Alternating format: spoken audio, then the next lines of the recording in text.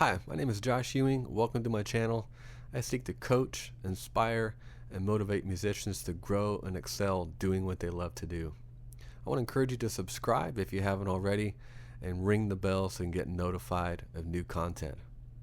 If you've already done my Intro to Keys course or you already have some basic understanding of the keyboard, then this series of courses is probably for you. Today we're going to be diving into our first episode and we're going to be covering the basics of chord inversions and what that looks like. And so without further ado, we're going to jump in and get into it.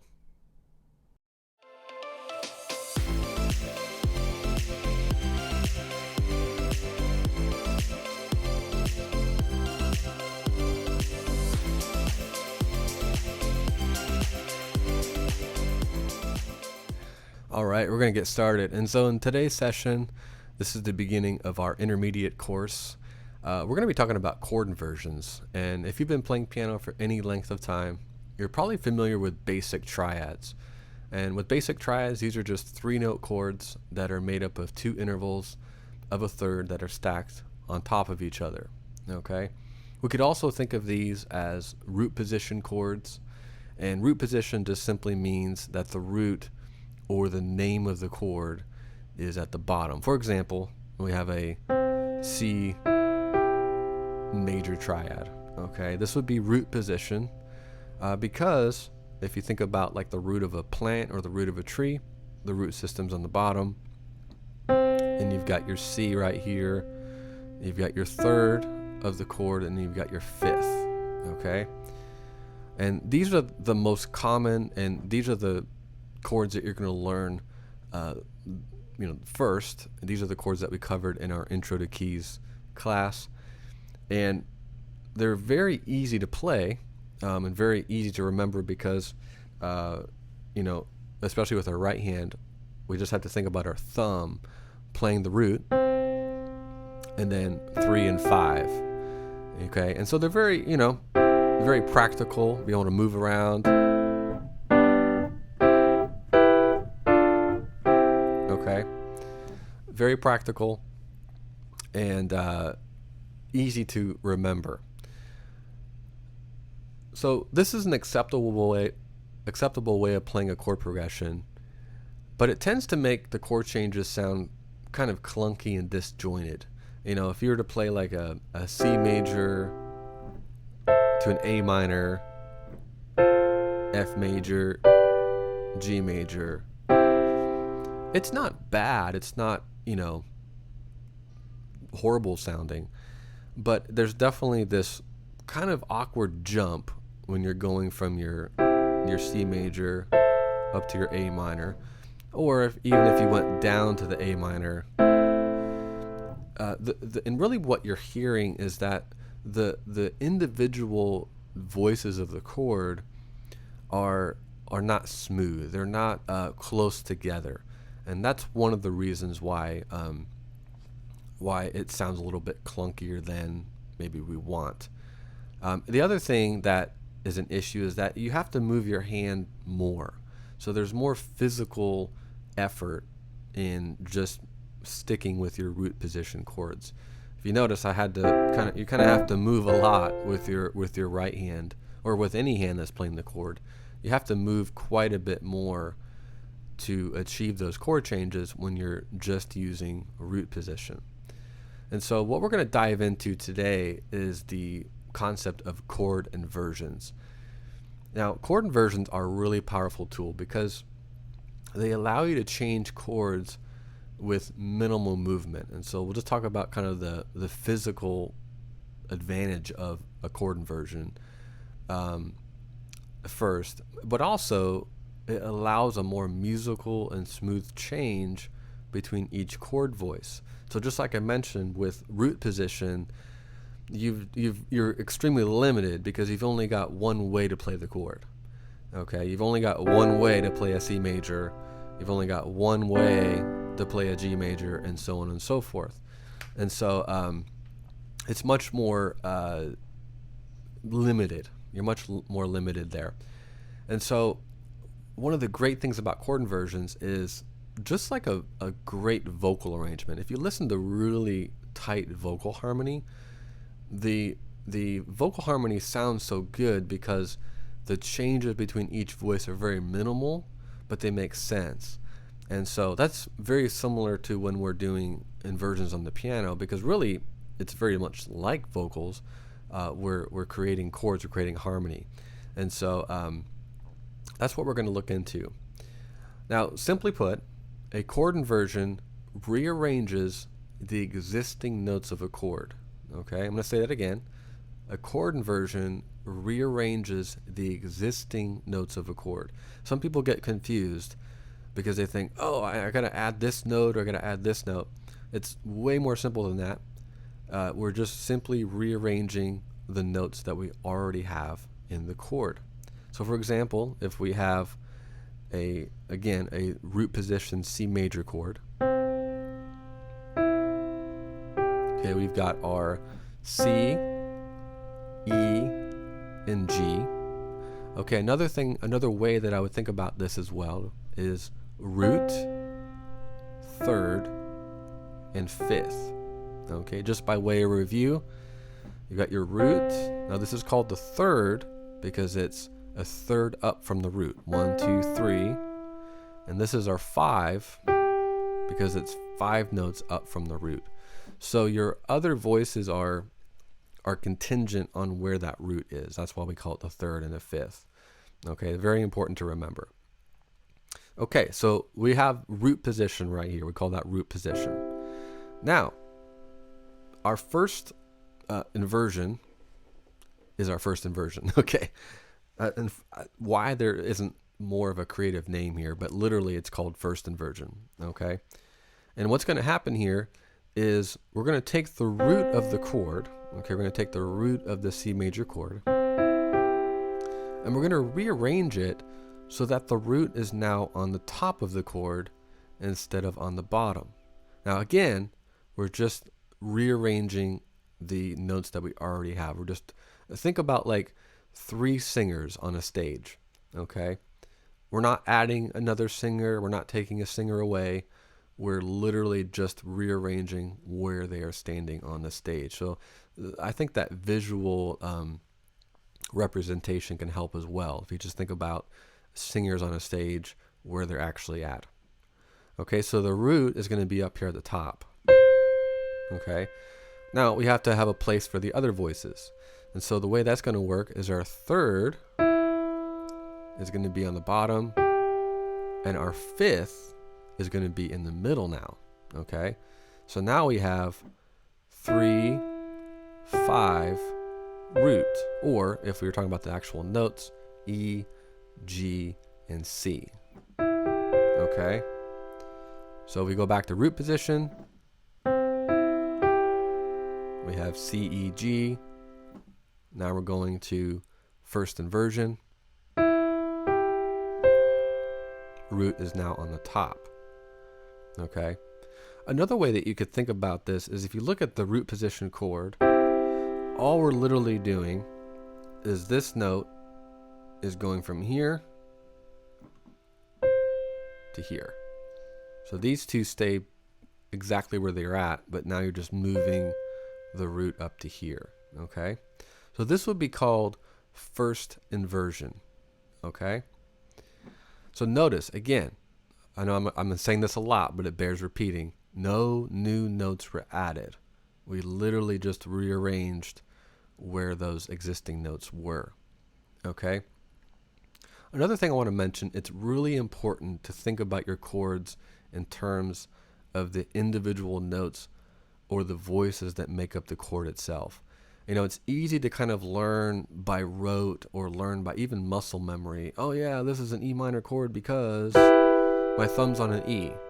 But many times I've found that, you know, students don't really understand that it's an E, G, and B. They don't really have a full grasp of what the chord is or what the individual voices or notes of the chord is. And so that's really important to know, because as you start to delve into your chord inversions of each chord, you want to know the voices. You want to know the individual voices so that you can rearrange them properly and effectively. Okay, so the next thing we're going to start talking about is second inversion. And so second inversion is going to have the root in the middle. Okay, so now the root's going to be in the middle, so we have 5 root 3. Okay, 5 root 3.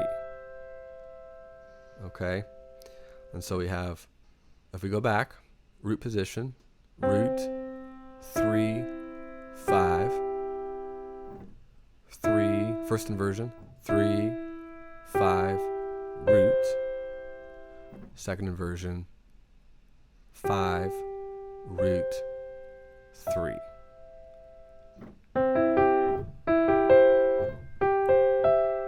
Okay. Now, it's pretty obvious, but being able to play the C major chord 3 different ways is an enormous advantage. Okay.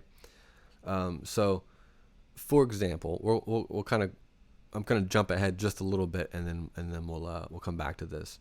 For example, if I take that same progression that I played in the beginning, where I had C major, A minor, F major, G major.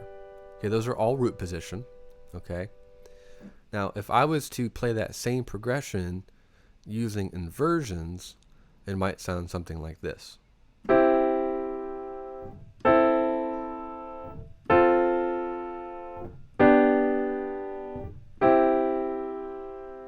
Way different sound, right? Much smoother. And if you notice, even physically, my hand really didn't move at all. For the first 3 chords, I really didn't move my hand whatsoever. And then even for the last chord, I just had to move my hand ever so slightly to move my thumb down to that B. Okay. And so that's huge, because all your voices now are moving much less. For example, here's our C major. Now, before, with root position, I was going from C major down to root position A minor. My pinky was traveling a distance of about 1/3. Okay? But with using inversions, I was going from root position, C major, to first inversion A minor. So all I had to do is move this note up. And notice that my first 2 notes here, my C and my E, stayed the same. I didn't even have to move those. So this is the other beauty of chord inversions, is that there's many chords in a scale that have a lot of the same notes. And so with chord inversions, it allows you to retain the same tones or the same notes of the chord, which creates a much smoother, seamless transition. Okay. Now that we've kind of covered the basic theory behind chord inversions, let's dive into the practicals. How are you going to apply this to your playing? What does this look like? So the first step is I would encourage you to systematically, that's the key word, systematically go through every single chord and all 12 major keys and commit all these inversions to memory. I know that sounds like a tall order, but again, take 1 key a day. Take the key of C major. And so I'm going to kind of practically go through this with you. So if we take the key of C major, we've got our 1 chord, and we talked about the number system, right? So we have our 1 chord, which is our C major, which is our 1, and then we go up to D minor, right, our 2 chord, E minor, our 3 chord, F major is our 4 chord, G major, 5 chord, A minor is our 6 chord, and then our 7 is diminished.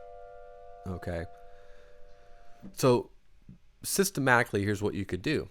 You take your C major, or your key of C major rather, and you take your C major chord and you just go through your inversions. Root, first, second, first, root. And we're going to go through some of the fingering as well in just a minute, just so you're comfortable with what fingering you need to use. But before you block the notes together, in other words, before you play the notes together, I would encourage you just to separate them. Get ready for the next one. Get ready for the next one. And from a technique perspective, this is really important that you get your hand prepared physically on the chord before you actually play it, okay? You don't want to do this. Okay, it's really abrupt, and that's going to put tension in your hand and all of that. So you want to, it doesn't matter how slow it is. I actually encourage you to do it slower than faster. Make sure that your fingers are in position on the chord shape before you need to play. And what this does is it really trains your hand or your muscles to know where to go. And then what I would encourage you to do is just turn on a metronome and just practice, 1, 2, 3, 4. 1, 2, 3, 4. 1, 2, 3, 4. 1, 2, 3, 4. 1, 2, 3. And just go super slow. Take your time. I tell this to students all the time. Think about like you're programming a computer. It takes time at first. So think about you're programming something and you're programming that code in. And so that's what slow practice does. It programs your fingers, your muscles, your brain to be able to really know where to go. And then once you get comfortable with C major, move on to D minor.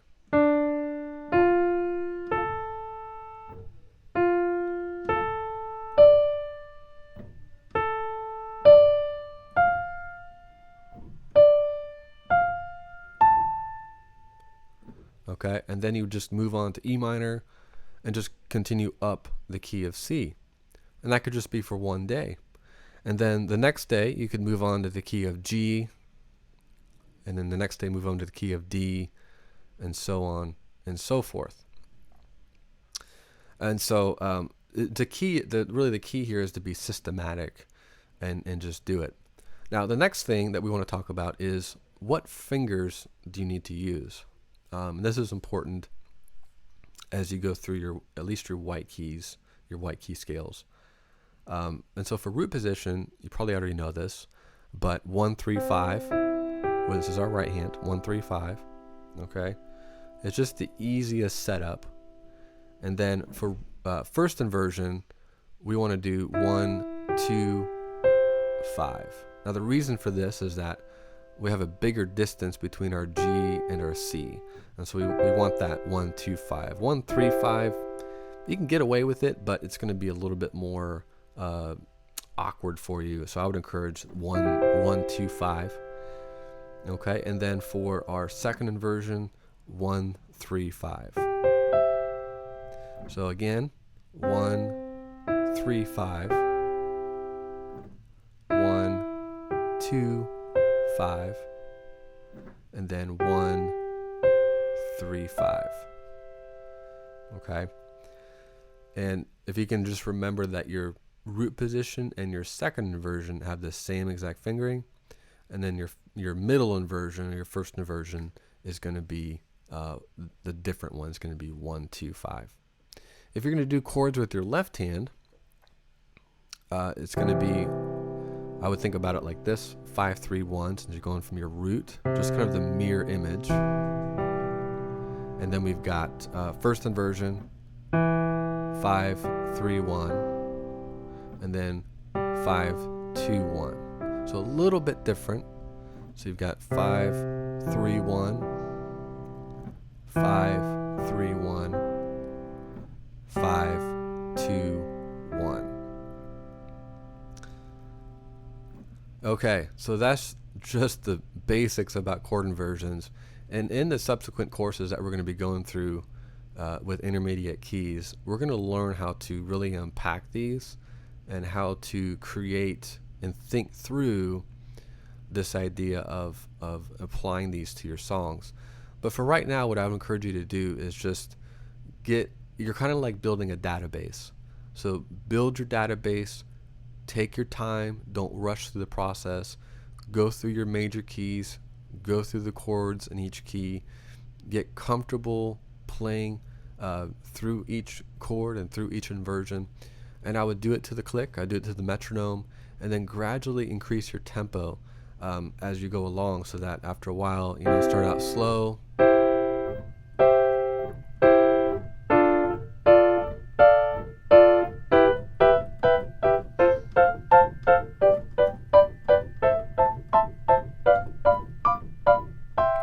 You can just get faster. And so, but just take it slow at first. And in the next course, we're going to be talking about how to kind of apply these in a really musical way. And we're going to take some song examples and just give some more practicals. But until then, just go through, be systematic, and have fun.